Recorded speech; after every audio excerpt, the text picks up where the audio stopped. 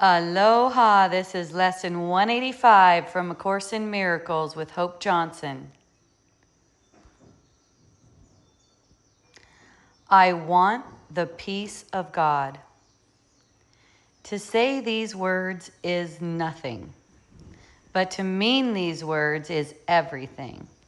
If you could but mean them for just an instant, there would be no further sorrow possible for you in any form, in any place or time. Heaven would be completely given back to full awareness. Memory of God entirely restored. The resurrection of all creation fully recognized. No one can mean these words and not be healed. He cannot play with dreams, nor think he is himself a dream. He cannot make a hell and think it's real. He wants the peace of God, and it is given him. For that is all he wants, and that is all he will receive.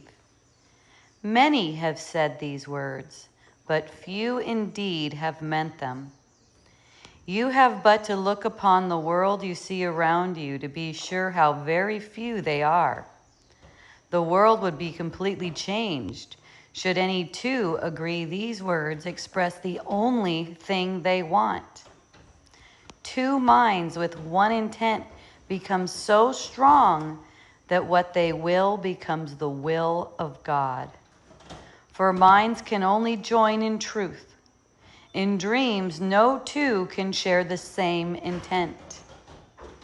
To each, the hero of the dream is different. The outcome wanted not the same for both. Loser and gainer merely shift about in changing patterns as the ratio of gain to loss and loss to gain takes on a different aspect or another form. Yet compromise alone a dream can bring. Sometimes it takes the form of union, but only the form. The meaning must escape the dream. For compromising is the goal of dreaming. Minds cannot unite in dreams. They merely bargain. And what bargain can give them the peace of God? Illusions come to take his place, and what he means is lost to sleeping minds intent on compromise, each to his gain and to another's loss. To mean you want the peace of God is to renounce all dreams. For no one means these words who wants illusions, and who therefore seeks the means which bring illusions. He has looked on them and found them wanting. Now he seeks to go beyond them, recognizing that another dream would offer nothing more than all the others. Dreams are one to him, and he has learned their only difference is one of form. For one will bring the same despair and misery as do the rest. The mind which means that all it wants is peace must join with other minds, for that is how peace is obtained. And when the wish for peace is genuine, the means for finding it is given in a form each mind that seeks for it honestly can understand. Whatever form the lesson takes is planned for him in such a way that he cannot mistake it if his asking is sincere. But if he asks without sincerity, there is no form in which the lesson will meet with acceptance and be truly learned. Let us today devote our practicing to recognizing that we really mean the words we say. We want the peace of God. This is no idle wish. These words do not request another dream be given us. They do not ask for compromise, nor try to make another bargain in the hope that there may yet be one that can succeed where all the rest have failed. To mean these words acknowledges illusions are in vain, requesting the eternal in the place of shifting dreams which seem to change in what they offer, but are one in nothingness.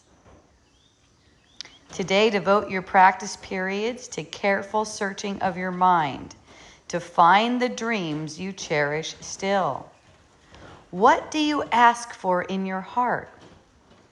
Forget the words you use in making your requests. Consider what you believe will comfort you and bring you happiness.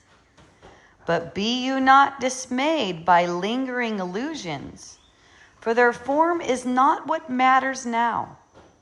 Let not some dreams be more acceptable, reserving shame and secrecy for others. They are one, and being one question should be asked of all of them. Is this what I would have in place of heaven and the peace of God? This is the choice you make. Be not deceived that it is otherwise. No compromise is possible in this. You choose God's peace, or you have asked for dreams, and dreams will come as you requested them. Yet will God's peace come just as certainly and to remain with you forever. It will not be gone with every twist and turning of the road, to reappear unrecognized, in forms which shift and change with every step you take. You want the peace of God, and so do all who seek and who seem to seek for dreams. For them, as well as for yourself, you ask but this when you make this request with deep sincerity. For thus you reach to what they really want, and join your own intent with what they seek above all things, perhaps unknown to them, but sure to you. You have been weak at times, uncertain in your purpose, and unsure of what you wanted, where to look for it, and where to turn for help in the attempt. Help has been given you, and would you not avail yourself of it by sharing it? No one who truly seeks the peace of God can fail to find it. For he merely asks that he deceive himself no longer by denying to himself what is God's will.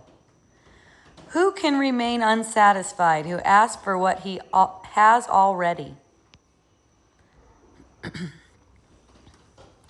Who could be unanswered who requests an answer which is his to give? The peace of God is yours.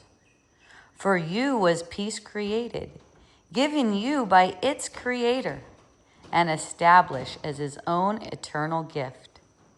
How can you fail when you but ask for what he wills for you? And how could your request be limited to you alone? No gift of God can be unshared.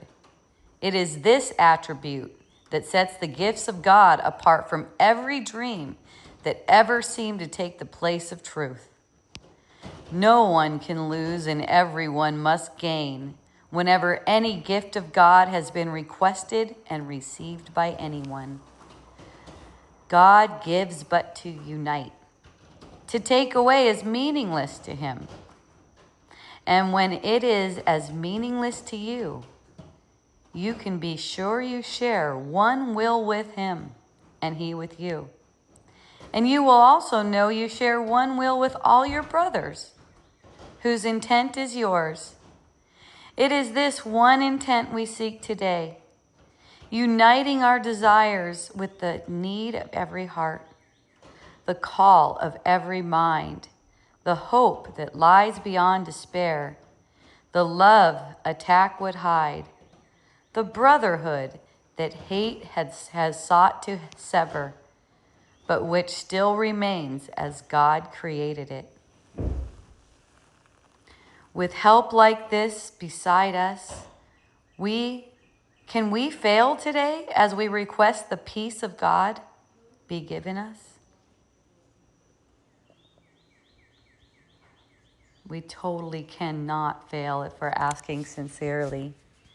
And this is applicable to everything, every little and large, and every upset in between. It's saying, like, in this practice, what we're doing is we're actually searching our mind for the dreams we still cherish. So that's anything that we think will complete us or satisfy us, or we think we want, anything like that. Let it arise. See it. This is how I recognize patterns all the time. If I'm not willing to accept the peace that's here now, and I'm not willing to look at what I think will complete me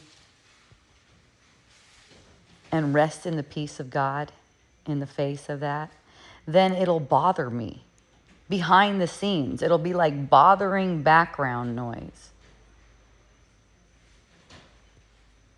So whenever I think, if this is a habit for me, whenever I'm thinking I want something,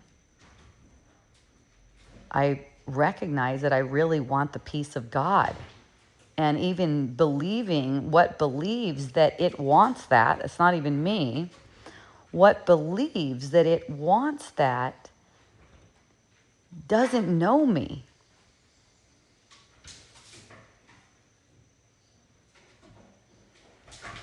Doesn't know I have that already right now. What knows that? You can say, what knows that is God, which you're not separate from God. I'm not separate from God.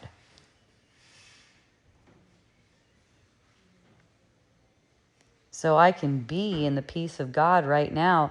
And it's really easy. Like, if you think a good feeling comes from something, notice, like, I'll notice, oh, it seems like I want that. Like, that feeling is out of reach. Like, I have to attain something first before I have it. So in recognizing that, I actually am delivered to the feeling, and even through it and beyond it, to even deeper peace it shows me. And, you know, I've noticed that, you know, there has been, I don't know if there are any more, we'll see what pops up. There have been certain illusions that have been seeming more sticky for me, but you know, it's also recognizing that's just unwillingness. You can say it's weakness, but you know, weakness, any weakness of ours is God's strength. So in just noticing, oh, that's just weakness. That's not anything that I need to do anything about. I don't need to correct that. Just noticing that it is weakness. And then the patterns will play out and you'll see more. You just keep on noticing. I really want the peace of God. I don't really want this thing that I'm pursuing. This is a misunderstanding. This pursuit is a misunderstanding. That doesn't mean you're trying to stop the pursuit itself. You're just noticing it's a misunderstanding. Even any kind of pursuit that you can harm or be harmed. You know, any idea that you've hurt anyone in your past, in your recent or way past, doesn't matter.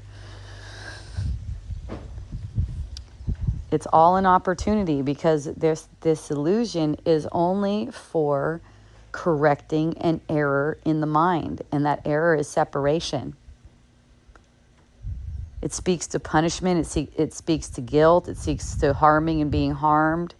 It's not our reality. This is not our reality.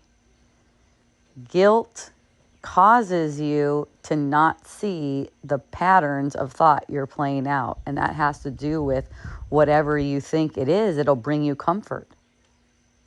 There isn't anything here. There's nothing in the field.